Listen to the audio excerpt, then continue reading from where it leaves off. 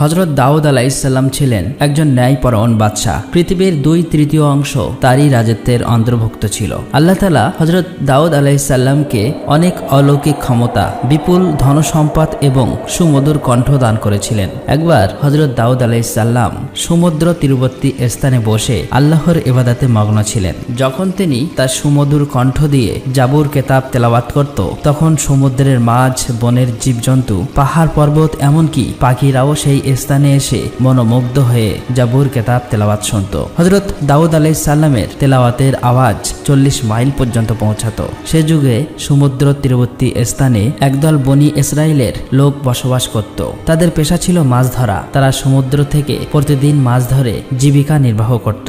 একদিন হযরত দাউদ আলাইহিসসালাম তার ইবাদতখানায় বসেছিলেন। তখন আল্লাহ রাব্বুল আলামিন এক গায়েবী আওয়াজের মাধ্যমে জানিয়ে দিলেন, হে দাউদ, তুমি তোমার উম্মতকে বলে দিও তারা যেন শনিবার দিন ব্যবসা বাণিজ্য বন্ধ করে আল্লাহর ইবাদত করে এবং মাছ ধরা থেকে বিরত থাকে, কেননা ওই দিন তোমাদের জুম্মার দিন, অর্থাৎ ইবাদতের দিন হিসেবে আমি ঘোষণা করেছি। অতঃপর দাউদ আলাইহিসসালাম আল্লাহ রাব্বুল আলামিনের কাছ থেকে এই আদেশ পেয়ে বনি ইসরাইলদের ডেকে বলল, হে বনি ইসরাইলবাসী, তোমরা শনিবার দিন আল্লাহর ইবাদত করবে এবং সমস্ত ব্যবসা বাণিজ্য ও মাছ শিকার থেকে বিরত থাকবে। আল্লাহকে ভয় করো এবং আল্লাহর কথা মেনে চলো, তাহলে তোমাদের জন্য কল্যাণকর হবে। এই কথা বলে সেখান থেকে চলে গেল।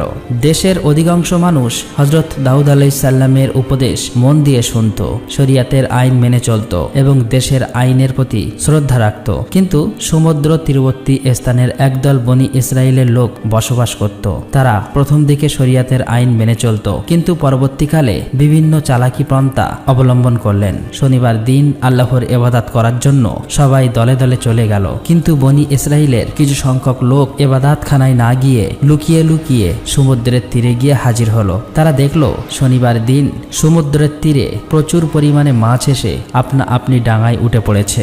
এটা দেখে তাদের মনে মাছ ধরার লালসা জেগে উঠল। তারা বলতে লাগলো, সপ্তাহের আর কোনো দিনই এমন মাছ দেখা যায় না, তাহলে শনিবার দিন আমাদের মাছ ধরা উচিত, তাহলে সপ্তাহের আর কোনো দিন মাছ ধরার দরকার হবে না। তখন অপরজন বলল, কিন্তু কিভাবে? তারপর ওই ব্যক্তিটি বলল, সমুদ্রের এই তীরে কিছু কূপ তৈরি করব এবং সেগুলি জাল পেতে রাখবো, পরের দিন এসে ওই মাছগুলো ধরে নিয়ে যাব। এই কথা বলার পর তারা বাড়ির দিকে রওনা হলো। অতঃপর এই পরিকল্পনা অনুসারে তারা কাজ শুরু করলো। আল্লাহর আইন অমান্য করে তারা এভাবেই মাছ ধরতে লাগলো। তারা দেখলো আল্লাহর পক্ষ থেকে কোনো বিপদ আসেনি, তাই তাদের সাহস আরো বেড়ে গেল। বেশ অনেকদিন এভাবেই মাছ ধরে তারা প্রচুর সম্পদের মালিক হয়ে গেল। অপরদিকে এই বংশের অনেক লোক ছিল, তারা শরীয়তের আইন মেনে চলত, আল্লাহকে ভয় করে চলত। তাই তারা সকলেই একদিন ওই লোকগুলির নিকট হাজির হলো এবং বলল, প্রিয় ভাইয়েরা, আপনারা শনিবারে মাছ ধরা বন্ধ করুন, কেননা আল্লাহ তাআলা এই দিনটিকে ইবাদতের জন্য নির্বাচন করেছেন। এই হুকুম অমান্য করলে আপনাদের বিপদ ডেকে আনতে পারে। তখন ওই দলের একজন নেতা তাদেরকে ঠাট্টা বিদ্রুপ করে বলল, শরীয়তের সঙ্গে মাছ ধরার কি সম্পর্ক? এই ধরনের আদেশ কোনো নবীর জমানায় দেখা যায়নি, এই কথাই কোনো যুক্তি নেই। অতএব এই হুকুম আমরা মানতে পারবো না। শনিবার দিন আমরা প্রকাশ্যে মাছ ধরব, তবে দাউদ নবী যদি এর কোনো কল্যাণকর দিক দেখাতে পারে তবে এটা মেনে নেব। তোমরা যাও, এই বিষয়ে জিজ্ঞেস করে এসো। অতঃপর কয়েকজন লোক হযরত দাউদ আলাইহিসসালামের নিকটে গিয়ে হাজির হলো এবং দাউদ আলাইহিসসালামের সাথে তর্ক বিতর্ক করে বসলো। তখন দাউদ আলাইহিসসালাম বলল, আল্লাহ তাআলা তোমাদের লোভ লালসা থেকে দূরে থাকার জন্য মাছ ধরা নিষেধ করেছে। অতএব শনিবার দিন মাছ ধরা থেকে দূরে থাকা তোমাদের জন্য কল্যাণকর বলে আমি মনে করি। অতঃপর বনি ইসরাইলের লোকেরা হযরত দাউদ আলাইহিসসালামের কথা শোনার পর তাদের নেতার কাছে এসে ওই সমস্ত কথা খুলে বলল। তখন তাদের নেতা বলল, দাউদ নবীর এই কথা মেনে চলা আমাদের পক্ষে সম্ভব নয়। অতএব আগামী দিন শনিবার তোমরা মাছ ধরার কাজ চালিয়ে যাবে। তোমরা ভয় পেয়েও কিছু হবে না। এর আগেও মাছ শিকার করে আমরা অনেক ধন সম্পদের মালিক হয়েছি। অতএব আমার কথা শুনে চললে তোমাদের সবারই ভবিষ্যতে লাভ হবে। এই কথা শোনা মাত্রই সেখানে থাকা সমস্ত লোক আনন্দে আত্মহারা হয়ে পড়ল। অতঃপর পরের শনিবার মৎস্যজীবীদের মধ্যে থেকে মাত্র কয়েকজন আল্লাহর ইবাদত করার জন্য দাউদ আলাইহিসসালামের নিকট হাজির হলো এবং বেশিরভাগ মৎস্যজীবী ভোরবেলায় দাউদ আলাইহিসসালামের কথা অমান্য করে সমুদ্রে মাছ ধরতে চলে গেল। সারাদিন আনন্দ করে মাছ ধরলো এবং সেগুলি বিক্রি করে অনেক টাকা উপার্জন করলো। রাতের বেলা একে একে তারা নিজের বাড়ি চলে আসলো। পরের দিন ভোরবেলা যখন কয়েকজন লোক ইবাদত করার জন্য যাচ্ছিলেন, তখন দেখলো সমস্ত এলাকা একেবারে নীরব নিস্তব্ধ। এটা দেখে ওই ব্যক্তি ব্যক্তিটি অপরজনকে জিজ্ঞেস করলো, আচ্ছা বলুন তো ভাই, আজকে এত নিস্তব্ধ কেন? আজকে কি তারা মাছ ধরতে যাবে না? তখন ওই ব্যক্তিটি বলল, আমিও তো বুঝতে পারছি না, অন্য দিন সকল জেলেরা হইচই করে তো মাছ ধরতে যায়, এত নিস্তব্ধ কখনই দেখা যায় না, চলুন আমরা সেখানে গিয়ে দেখি। এই বলে তারা সবাই পাশের বাড়ির ভিতরে চলে গেলেন। সেখানে গিয়ে তারা যা দেখলেন তাদের যেন শ্বাস বন্ধ হয়ে গেল। তারা দেখলেন একদল বড় বড় বাঁদর মাটিতে পড়ে গড়াচ্ছে। ওই লোকগুলোকে দেখা মাত্র বাঁদরগুলো তাদের পায়ের কাছে এসে হাউমাউ করে কাঁদতে শুরু করলো। সেই মুহূর্তে কয়েকজন মেয়ে লোক এসে বলল, গতকালকে বারণ করা সত্ত্বেও তারা লোভ লালসায় পড়ে মাছ ধরতে গিয়েছিল। আল্লাহ রাব্বুল আলামিন শনিবার দিন মাছ ধরা থেকে বিরত থাকতে বলেছিলেন, কিন্তু তারা শোনেননি। আল্লাহ এবং তার নবীর কথা অমান্য করার ফলে তারা সকলেই বাঁদরে রূপান্তরিত হয়েছে। এখন আপনারা যদি দাউদ আলাইহিস সালামের নিকট এদের হয়ে ক্ষমা প্রার্থনা করেন তাহলে হয়তো জীবন ফিরে পাবে। তখন ওই লোকগুলি বলল, সময় থাকতে এই বিষয় খেয়াল করেনি, আমাদের তো কিছুই করার নেই, তবুও আমরা এই বিষয়টি হযরত দাউদ আলাইহিস সালামের নিকটে গিয়ে বলবো। বলে তারা সেখান থেকে বিদায় নিলেন। একদল লোক তাদের পক্ষ থেকে হযরত দাউদ আলাইহিস সালামের নিকট হাজির হলো এবং বলল, তাদেরকে ক্ষমা করে দিন এবং মানুষের রূপ ফিরিয়ে দিন। তখন দাউদ আলাইহিস সালাম বলল, ক্ষমা করার মালিক আল্লাহ তাআলা যদি ক্ষমা করেন তাহলে করতে পারেন। অনেক তাফসীরকারক উল্লেখ করেছেন ওই বাঁদরগুলি মাত্র 3 দিন বেঁচে ছিল, তারপরে ওই জাতি ধ্বংস হয়ে যায়। আর যারা আল্লাহর ভয় করেছিল, দাউদ আলাইহিস সালামের কথা মেনে চলতো, তাদের কিছুই হয়নি। অতঃপর তারা সুখে শান্তিতে বসবাস করতে লাগলো। একদিন বনি ইসরাইলের কয়েকজন লোক হযরত দাউদ আলাইহিস সালামের নিকটে হাজির হয়ে বললেন, হুজুর, আমাদেরকে কিয়ামতের কিছু আলামত দেখান যাতে আমাদের ঈমান আরো মজবুত হয়। তখন হযরত দাউদ আলাইহিস সালাম বললেন, আগামী 3 দিন পর ঈদ, তোমরা ঈদের দিন ময়দানে এসো, তাহলে কিয়ামতের কিছু আলামত দেখতে পাবে। এই কথা বলে তাদেরকে বিদায় দিলেন। সে যুগে বনি ইসরাইলদের মধ্যে একজন ধনী ব্যক্তি ছিল। তার সম্পদের অভাব ছিল না। তার একটি শখের গরু ছিল। গরুটির চেহারা খুব সুন্দর ছিল। সব সময় গরুটিকে সোনা রূপা দিয়ে সাজিয়ে রাখত। যে কেউ দেখলে গরুটির থেকে চোখ ফেরাতে পারত না। সেই গরুটিকে মাঠে মুক্তভাবে ছেড়ে দিত। সারাদিন মাঠে চড়ত এবং রাতের বেলা গরুটি এসে ওই ধনী ব্যক্তির বাড়িতে শুয়ে পড়ত। হঠাৎ করে ওই গরুটি নিখোঁজ হলো। ওই ধনী ব্যক্তিটি তার গরুটিকে খোঁজার জন্য বিভিন্ন জায়গায় তার লোককে পাঠিয়ে দিল। বিভিন্ন জায়গায় অনেক খোঁজার পর গরুটিকে যখন খুঁজে পেল না, তখন লোকগুলি ফিরে এলো। তখনই ধনী ব্যক্তিটি বলল, যে ব্যক্তি আমার এই গরুটিকে খুঁজে আনতে পারবে তাকে 10,000 টাকা পুরস্কার দেওয়া হবে। এই ঘোষণা করার পর দেশের বিভিন্ন জায়গায় নানা লোক এই গরুটিকে খোঁজার জন্য ব্যস্ত হয়ে পড়ল। সে যুগে বনি ইসরাইলদের মধ্যে অনেক নেককার আল্লাহওয়ালা বুজুর্গ ছিলেন। তাদের মধ্যে একজন নেককার বুজুর্গ মহিলা ছিলেন। তিনি ছিলেন অত্যন্ত ধর্মপরায়ণ। রাত দিন আল্লাহর ইবাদতে মগ্ন থাকতেন। তার একমাত্র ছেলে ছিলেন। মা ছেলে জঙ্গলের মাঝে একটি ছোট্ট ঘর বানিয়ে বসবাস করত। তাদের ঘরের পাশ দিয়ে একটি পানির নহর বয়ে যেত। যখন তাদের ক্ষুধা পেত, ওই নহরের কাছে গিয়ে পেট ভরে পানি পান করত, আর তাতেই তাদের ক্ষুধা নিবারণ হতো। কিছুদিন পর ওই বৃদ্ধার ছেলে পানির নহরের পাশে গিয়ে দেখল কয়েকটি আনার গাছ জন্মেছে। এটা দেখে খুব খুশি হয়ে সে বাড়িতে ফিরে আসলো। কয়েকদিন পর আবারও ওই স্থানে গিয়ে দেখল আনার গাছে ফল ধরেছে। তখন ওই ফলগুলি নিয়ে বাড়িতে চলে আসলো এবং মা ছেলে দুজনেই পেট ভরে ফল খেলো। এভাবেই নহরের পানি আর গাছের ফল খেয়ে তাদের দিন চলে যেত। একাধারে 70 বছর এভাবেই তারা আল্লাহর ইবাদত করে ওই গাছের ফল আর নহরের পানি পান করে অতিবাহিত হলো। একদিন এই বৃদ্ধার ছেলে তার মাকে বলল, মা, আমরা 70 বছর এই একই খাবার খেয়ে আসছি, এখন ইচ্ছা হচ্ছে আমরা বাজার থেকে অন্য খাবার কিনে খাই। তখন বৃদ্ধা মা বলল, তুমি টাকা কোথায় পাবে? ছেলে বলল, ওই গাছ থেকে 2টো আনার নিয়ে বাজারে যাব এবং সেটি বিক্রি করে যে টাকা পাবো তা দিয়েই খাবার কিনে নিয়ে আসব। তখন মা বলল, বাবা, আল্লাহর সন্তুষ্ট হয়ে যে খাবার আমাদের দিচ্ছে তার উপর খুশি থাকা উচিত। অতিরিক্ত কিছু চিন্তা করা আমাদের জন্য উচিত হবে না। আমাদের নতুন কোনো খাদ্যের প্রয়োজন নেই। মায়ের এমন কথা শুনে ছেলেটি সন্তুষ্ট হলো না, বারে বারে একই কথা বলছে। তখন মা বিরক্ত হয়ে বলল, তোমার যা ইচ্ছে তাই করো। অতঃপর পরের দিন বৃদ্ধার ছেলে ওই আনার গাছ থেকে 2টি ফল নিয়ে বাজারে গেল। ওই ফল 2টি বিক্রি করে যে টাকা পেল সেটা দিয়েই অনেক খাবার কিনে বাড়িতে ফিরে আসলো। বৃদ্ধ মা এইগুলো দেখে কোনো খাবারই খেলো না। তখন ছেলে বলল, মা, তুমি যদি কিছু না খাও তাহলে আমিও খাবো না। তখন বাধ্য হয়ে মা কিছু খাবার খেলো। এভাবেই সেই দিন কেটে গেল। পরের দিন সকালবেলা আবারও বৃদ্ধার ছেলে আনার গাছের সামনে গিয়ে দেখলো আনার গাছে কোনো ফল ধরেনি। এটা দেখে হতাশায় বৃদ্ধার ছেলে বাড়ি ফিরে আসলো এবং বলল, মা, হঠাৎ করে আজকে থেকে দেখছি আনার গাছে কোনো ফল ধরেনি। ছেলের এমন কথা শুনে মা আর কিছুই বলল না। এভাবেই 3 দিন অতিবাহিত হয়ে গেল, কিন্তু গাছে কোনো ফল এলো না। অবশেষে তারা খুবই ক্ষুধার্ত হয়ে পড়ল। মা ও ছেলে দুশ্চিন্তায় এদিক ওদিক ঘোরাঘুরি করতে লাগলো। এমন সময় তারা দেখলো একটি সুন্দর স্বাস্থ্যবান গরু তাদের বাড়ির কাছে এসে ঘোরাঘুরি করতে লাগলো। এটা দেখে মা ও ছেলে তাড়াতাড়ি তাদের বাড়ির সামনে আসলো। আল্লাহর হুকুমে তখন গরুর জমান খুলে গেল। গরুটি বলতে লাগলো, আপনারা আমাকে জবাই করে আমার মাংস খান। আল্লাহ তাআলা আমার মাংস আপনাদের জন্য হালাল করেছে, অতএব হালাল মাংস খেতে আপনাদের আপত্তি থাকা উচিত নয়। গরুর মুখে এমন কথা শুনে মা ও ছেলে খুবই দুশ্চিন্তাযুক্ত হয়ে পড়ল। তখন বৃদ্ধাটি বলল, জানি না এই গরুটি কার, আর এই মাংস খেয়ে আমরা কি বিপদে পড়ব। তখন ছেলে বলল, গরু নিজেই বলছে সে আমাদের জন্য হালাল, অতএব কোনো অপরাধ হলে সেটি হবে গরুর, আমাদের হবে না। মা, এই গরুটি জবাই করে এর মাংস খেয়ে আমরা ক্ষুধা নিবারণ করি। সবই আল্লাহর ইচ্ছে। আল্লাহ তাআলা এই ফল বন্ধ করে হয়তো আমাদের জন্য এই গরুটি পাঠিয়ে দিয়েছে। বৃদ্ধা ছেলের কথাই শেষ পর্যন্ত রাজি হয়ে গেল। গরুটি জবাহ করার জন্য যখন কাছে এলো, গরু তার ঘাড় মাটির সাথে মিশে দিল। তারপর বৃদ্ধার ছেলে একাই গরু জবাই করার পর সমস্ত কাজ সম্পন্ন করলো।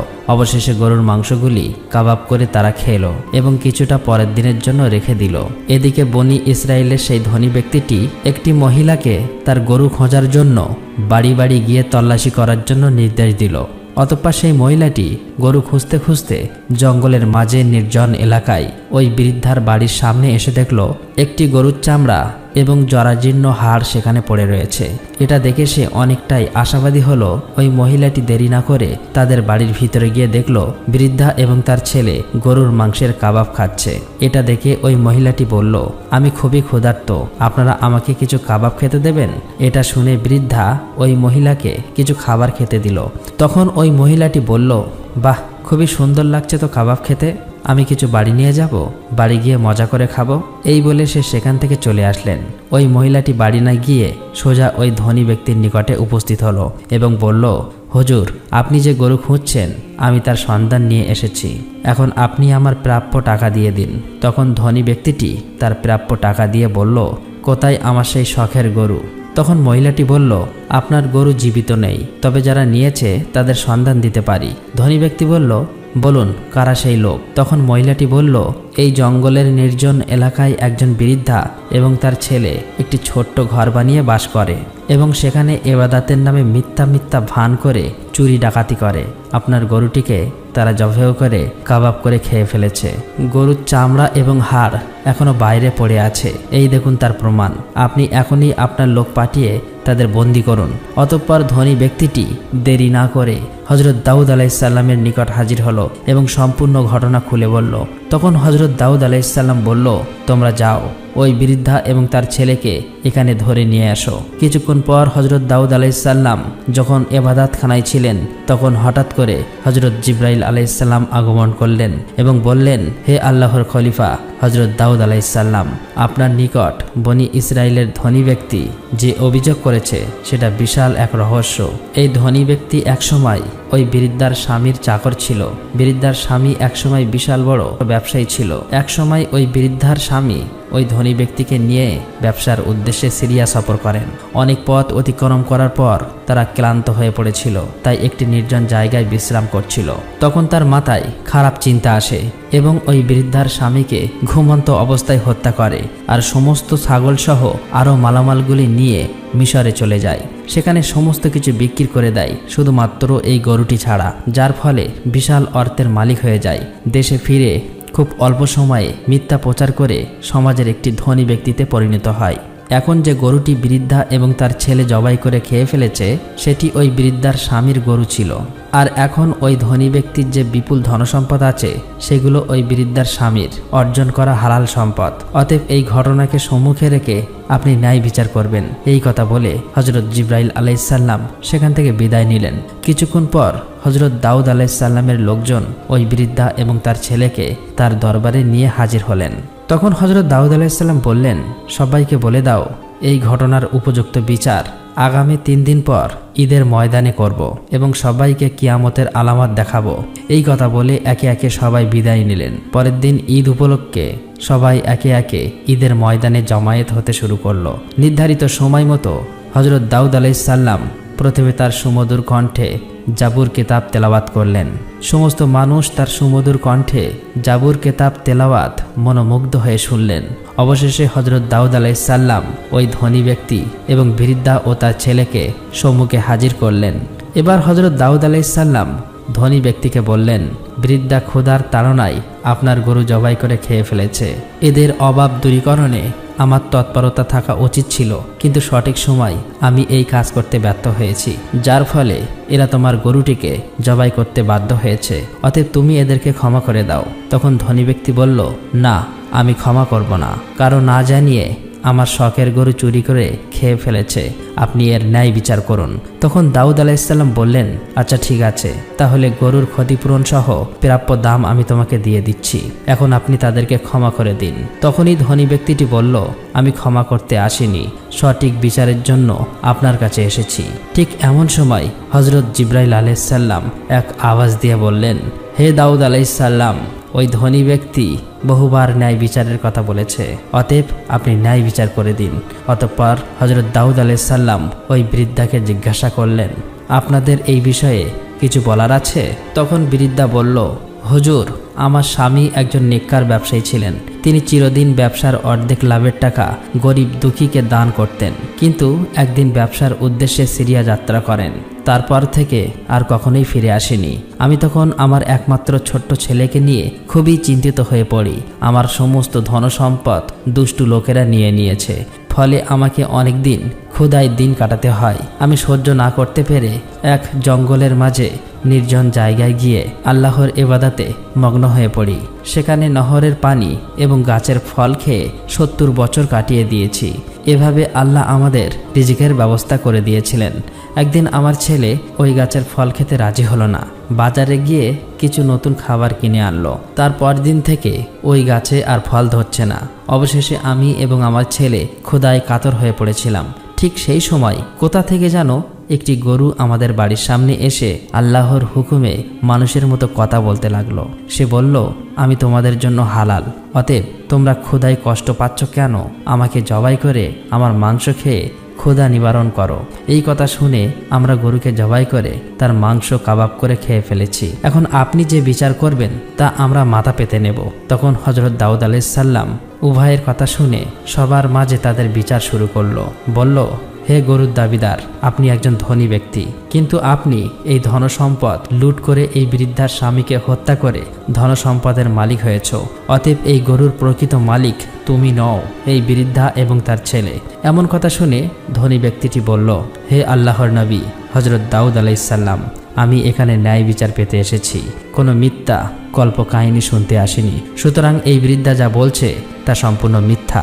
তখন হযরত দাউদ আলাইহিস সালাম বললেন, আপনি আসলেই মিথ্যুক, আপনার এই ঘটনা আমি জানতাম না। হযরত জিবরাইল আলাইহিস সালাম আমাকে জানিয়েছেন। অতএব যে অপরাধী তার হাত পা অঙ্গ প্রত্যঙ্গ সঠিক সাক্ষী দাও। এই কথা বলার সাথে সাথেই ওই ধনী ব্যক্তিটির জমান বন্ধ হয়ে গেল। সঙ্গে সঙ্গে ধনী ব্যক্তির হাত সাক্ষ্য দিতে লাগলো, হুজুর, আপনার কথাই সত্য। আমি ছুরি দিয়ে আমার মালিকের গলা কেটে হত্যা করেছি এবং সমস্ত ধনসম্পদ বিক্রি করে তা থেকে প্রচুর টাকার মালিক হয়েছি। এভাবেই সমস্ত অঙ্গ প্রত্যঙ্গ একে একে সাক্ষী দিতে লাগলো। তখন হযরত দাউদ আলাইহিস সালাম বললেন, এই ধনী ব্যক্তির ধনসম্পদ সবকিছুই এক এক করে ওই বৃদ্ধাকে দিয়ে দাও এবং ওই ধনী ব্যক্তিকে কতল করে ফেলো। সাথে সাথে এই ঘোষণা কার্যকর করা হলো। অতঃপর বৃদ্ধা এবং তার ছেলে ঈদের ময়দানে সেজদায় অবনত হলো। তখন সমগ্র বনি ইসরায়েলের মানুষ এটা দেখে বিস্ময়ে হতবাক হয়ে গেল। এরপর হযরত দাউদ আলাইহিস সালাম বললেন, আজকের দিনের এই ঘটনা আপনাদের জন্য কিয়ামতের আলামত। পৃথিবীতে যে যাই করুক না কেন, কিয়ামতের দিনে আপনাদের প্রত্যেকের অঙ্গ প্রত্যঙ্গ হবে আসল সাক্ষী। অতএব কিয়ামতের ভয়াবহ দিনে উদ্ধারের জন্য শরিয়াত পালনে অঙ্গীকারবদ্ধ হও, এটাই হবে আপনাদের জন্য উত্তম। প্রিয় বন্ধুরা, এই ঘটনা থেকে আমরা এই শিক্ষা নিতে পারি যে আল্লাহ রাব্বুল আলামিন পবিত্র কোরআনে যে কাজগুলো বর্জন করতে বলেছে সেগুলো বর্জন করব এবং সঠিক পথে চলব। আল্লাহ তাআলা যেন আমাদের সকলকে প্রিয় নবী হজরত মুহাম্মদ সাল্লাল্লাহু আলাইহি ওয়াসাল্লামের দেখানোর পথে এবং পবিত্র কোরআনের নির্দেশ অনুসারে চলার তৌফিক দান করুক। আমিন। আসসালামু আলাইকুম।